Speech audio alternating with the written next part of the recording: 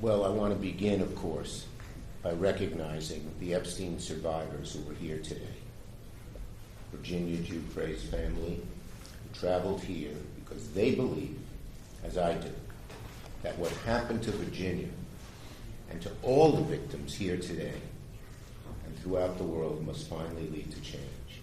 And all you have to do is look at the faces of these beautiful women and just have total empathy for what they've gone through, admiration for their courage, and anger about what happened to them.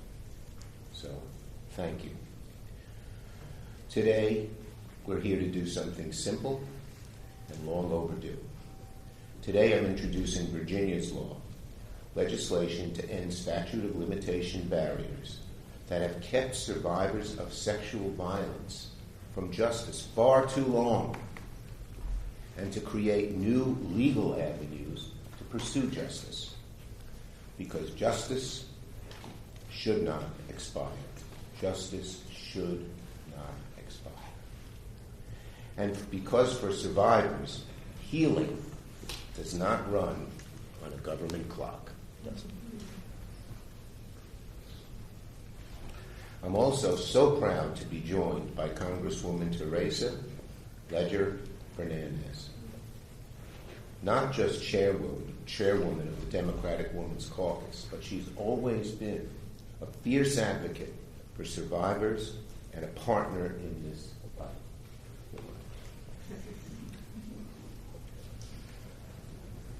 She's a champion and a fighter, and that's what a bill like this requires.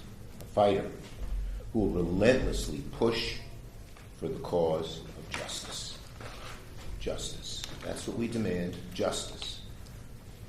And here is World Without Exploitation and Sigrid Macaulay, whose work, along with the survivors, helped shape this legislation. We thank her. The bill exists. Why? Why does the bill exist? Because people refuse to accept silence as the end of the story. It's that simple. It cannot be when something this dastardly and this terrible and this heart-wrenching happens. For years, survivors of Epstein's abuse were ignored. They were doubted, they were silenced, they were dismissed. And even when the truth finally came out, even when the world finally listened, too many survivors were still told by the law, it's too late, your justice has expired. Not because the harm wasn't real, not because the abuse didn't happen, but because the system ran out the clock. When they were told, it's too late, your justice has expired, we aimed to change that. And that's what we're trying to do today. When you say the system ran out the clock, tough rocks, too bad, too late, that's not justice. That's a system that protects abusers by waiting survivors out. Our law, Virginia's law, changes that.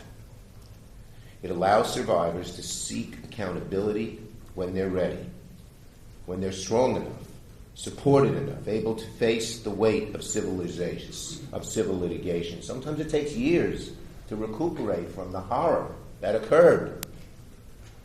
Why should the government say, well, we're setting an arbitrary time when you are able to pursue your case? Our law makes clear that abusers and those that enable them cannot escape responsibility by running out the clock. It makes clear that the law will empower survivors to pursue justice, and it recognizes something survivors have always known. Time does not erase harm. Time does not erase harm. Jeffrey Epstein depended on silence and fear, on a system that protected power instead of protecting people. Today we are saying no more. This bill carries Virginia Giuffre's name because she spoke when so many were told not to.